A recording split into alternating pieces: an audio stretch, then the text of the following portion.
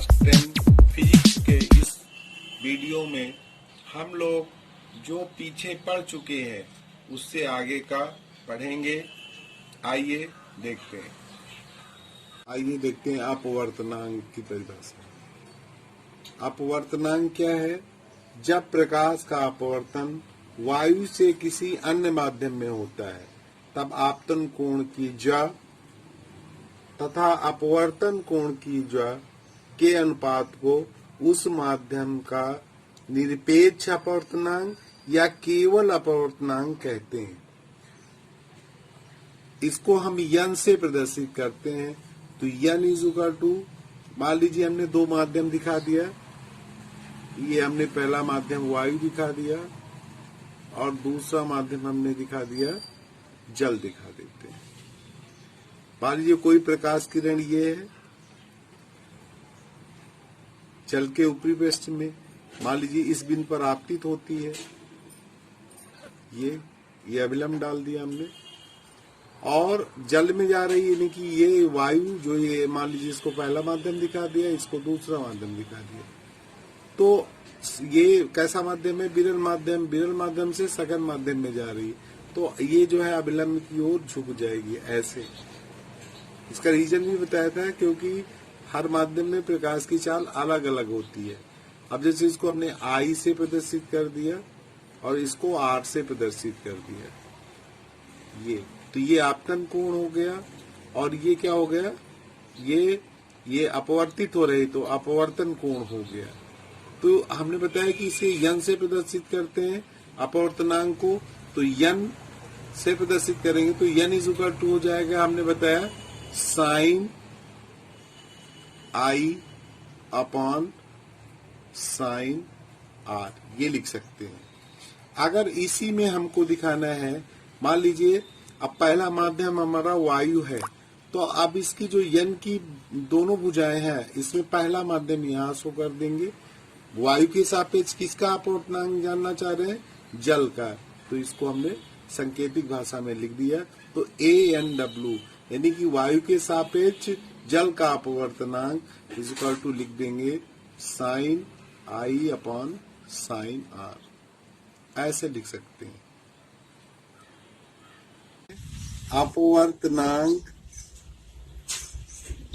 अपवर्तनांक का प्रकाश की चाल से संबंध क्या है? अपवर्तनांक का प्रकाश की चाल से संबंध, तो अब हम ये कह सकते हैं कि देखिए जो माध्यम में प्रकाश की चाल होती है उसका जो अनुपात होता है, जैसे हम एक माध्यम के सापेक्ष दूसरे माध्यम का अपवर्तनांक उन माध्यमों में प्रकाश की चालों के अनुपात के बराबर होता है। जैसे हमने वायु के सापेक्ष मान लीजिए कांच का अपवर्तनांक हमें ज्ञात करना है, तो हम लिख सकते हैं वायु में प्रकाश की चाल, वायु में प्रकाश की चाल बटे दूसरा माध्यम क्या है आपका? कांच है, तो कांच में प्रकाश की चाल, इसके बराबर हो। प्रकाश की उत्क्रमणिता, अब इससे क्या मतलब है ये देखते हैं। यदि किसी अपवर्तित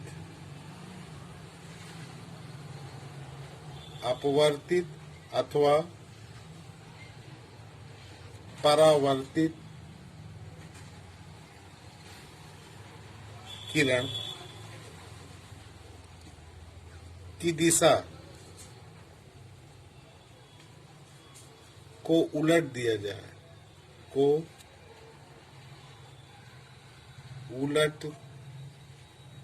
जाए, तो वो किरण उसी मार्ग में वापस चली जाती है।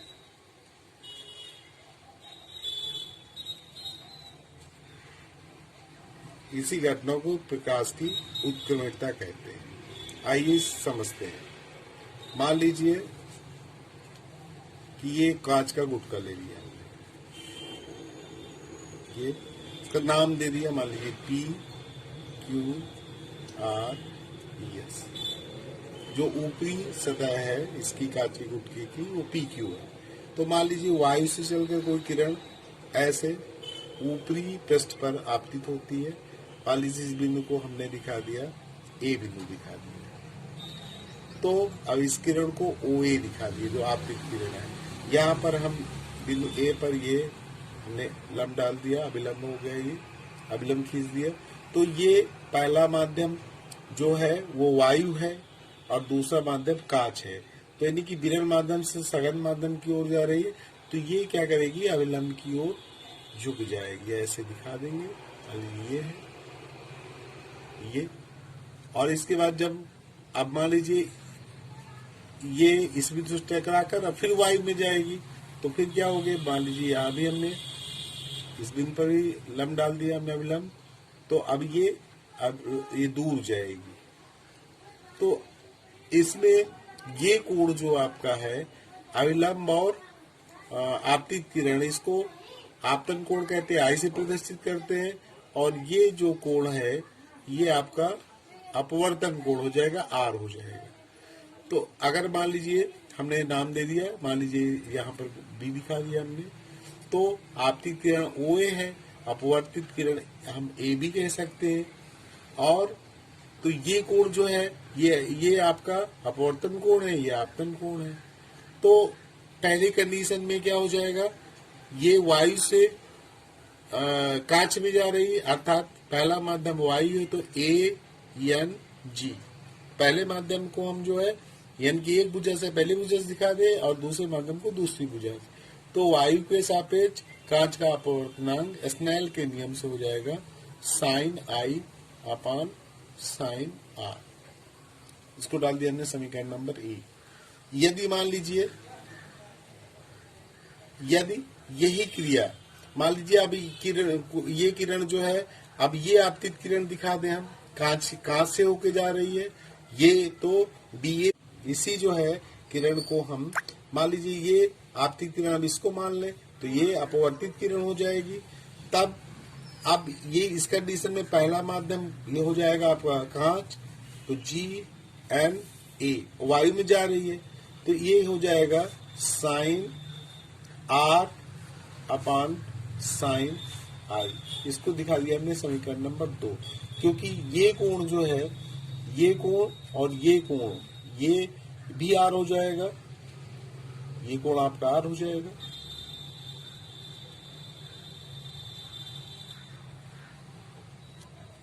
तो sine R upon sine I, ये कोण I ही हो जाएगा। तो ये हो जाएगा GNA equal to sine R upon sine I। अब समीकरण 1-2 से, समीकरण 1 व 2 से क्या हो जाएगा हमारा, गुणा कर दे तो ANG गुणे GNA इज इक्वल टू हो जाएगा sine I upon sine R गुणे sine R upon sine I। ये इससे कट जाएगा, इससे कट जाएगा, तो यहाँ E आ जाएगा बराबर E। अर्थात अगर इसको हम ये भी लिख सकते हैं ANG गुणे GNA इज इक्वल टू 1, या ANG इज इक्वल टू हम लिख सकते हैं 1 अपान GNA, ये लिख सकते हैं। तो कभी कभी ये प्रूव करा लेता है, सिद्ध कीजिए ANG is equal to 1 upon GNA या GNA is equal to 1 upon ANG। इसी प्रकार अगर हम मान लीजिए समांतर 3 माध्यम हम दिखा देते हैं। मान लीजिए ये हमने दिखा दिया, पहला माध्यम वायु दिखा दिया हमने, ये वायु है। दूसरा माध्यम हमने जल दिखा दिया, ये जल दिखा दिया। तीसरा माध्यम हमने कांच दिखा दिया। तो अगर कोई किरण वायु से होकर मान लीजिए जल में प्रवेश करती है, ये हमने दिखा दिया। तो ये भी क्या है, ये विरल माध्यम सघन माध्यम है, तो एबिलम की ओर झुक जाएगी। मान लीजिए अभी ये अगले माध्यम में जाती है, तो ये कांच है, तो जब कांच में प्रवेश करेगी तो ये ऐसे हो जाएगी ये, और इसके बाद जो है फिर वायु में जाएगी तो फिर ऐसे निकल जाएगी, लन से दूर जाएगी। तो इस कंडीशन में अब देखिए ये हमारा आई हो जाएगा, ये आर हो जाएगा। तो इस तरह हम दिखा सकते हैं। तो मेरे कहने का मतलब है चाहे जितने माध्यम हो, अगर समांतर हैं तो उस कंडीशन में जैसे अब हम लिख सकते हैं इसको ए एन जी गुणे G N A N W फिर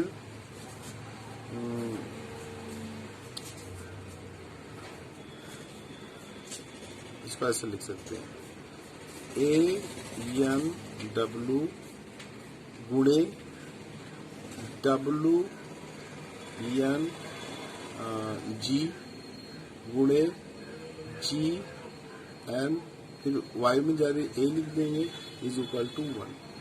तो इसका मतलब है चाहे जितने माध्यम है अगर वो समांतर है माध्यम, तो उन सभी का जो हम निकालेंगे अपवर्तनांक एक दूसरे के सापेक्ष, उन सभी का गुणनफल 1 होगा।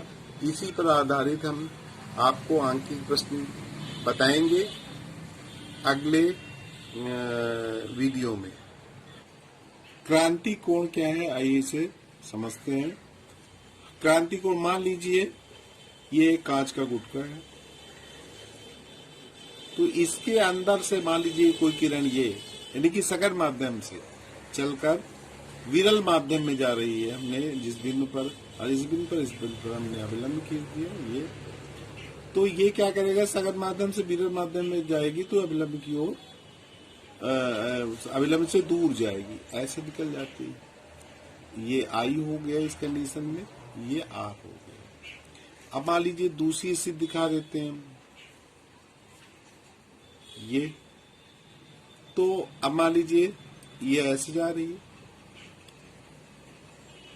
ये, और ये आपतित किरण हो गया और ये अपवर्तित किरण मान लीजिए हम भी यहीं पर दिखा दे रहे हैं ये, तो यही कोण ये सी से प्रदर्शित करेंगे। अभी ये आई था, अब ये 90 जो अपवर्तन के बाद जो कोण बन रहा है वो 90 अंश का कोण बना रही है। मान लीजिए ये है ऐसे निकल रही है, तो ये 90 अंश का कोण बना रही है। तो ये जो कोण होगा जो आपका आपतन कोण है, उस कोण को हम क्रांतिक कोण बोलते हैं। अर्थात इसकी परिभाषा क्या बन गई आपकी, क्रांतिक कोण सघन माध्यम में बना वो आपतन कोण है जिसके लिए विरल माध्यम में, ये माध्यम कौन सा है, विरल माध्यम है, तो विरल माध्यम में बना कोण जो संगत कोण अपवर्तन कोण, संगत अपवर्तन कोण कितने अंश का होता है, 90 अंश का होता है। ये 90 डिग्री हमने दिखाया, आपको ऐसे ही लिखना है। चलिए अब पूर्ण आंतरिक परावर्तन के बारे में जानते हैं। तो देखिए अगर इसका कोण जैसे ये कौन सा कोण है, अभिलंब और आपतित किरण के, तो ये आपतन कोण हो गया।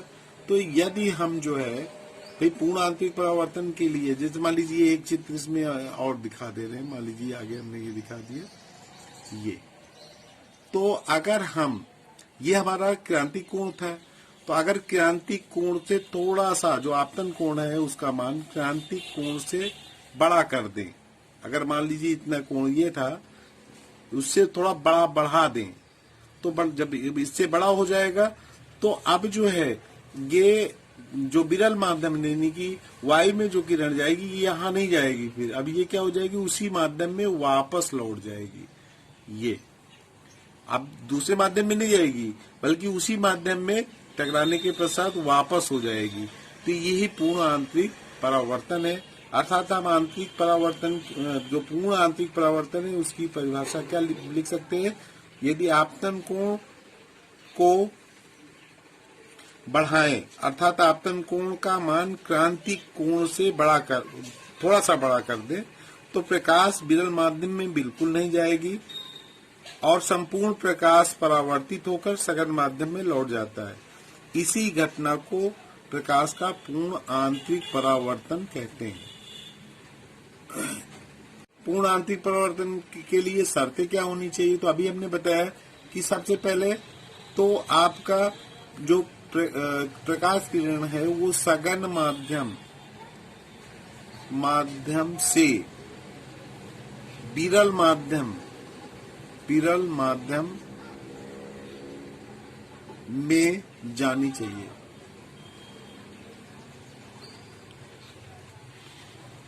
और दूसरा नियम क्या हो जाएगा? दो शर्तें हैं इसकी। दूसरा हो जाएगा कि आपतन कोण का मान क्रांतिक कोण से बड़ा हो।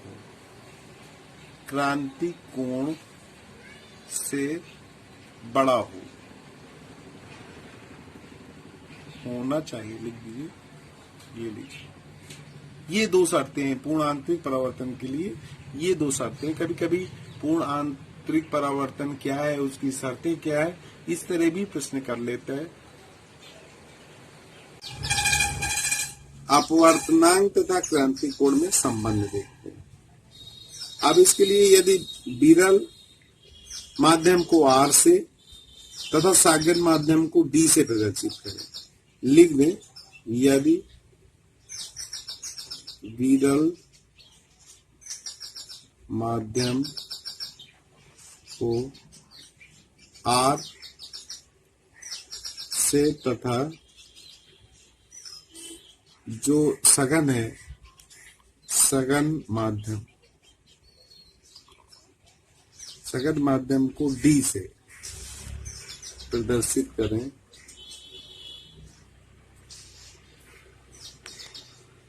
तो स्नेल के नियम से तो क्या हो जाएगा?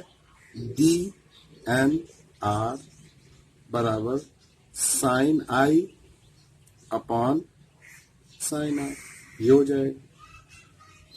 जब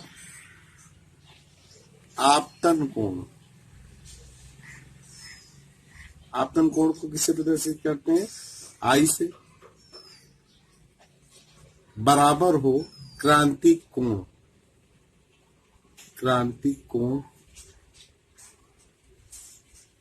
इसको क्रांतिक कोण को किसे प्रदर्शित करते हैं? C।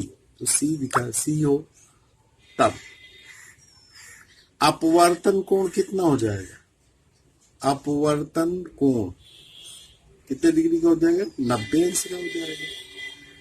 तब हम क्या लिख सकते हैं? DN,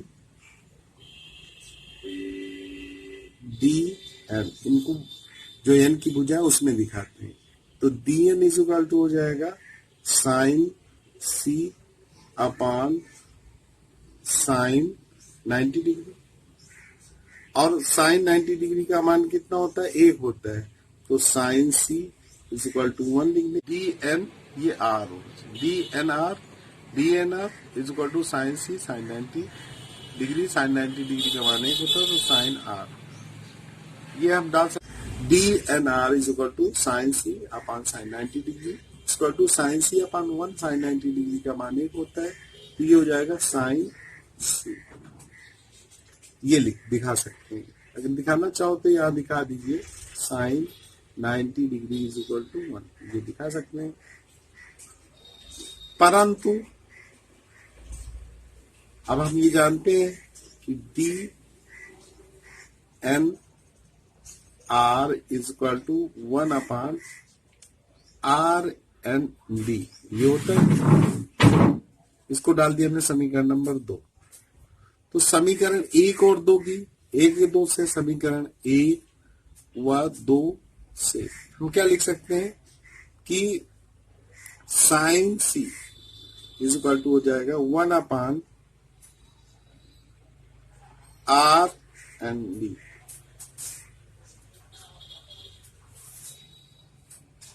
राधे राधे बच्चों, शेष अगले वीडियो में।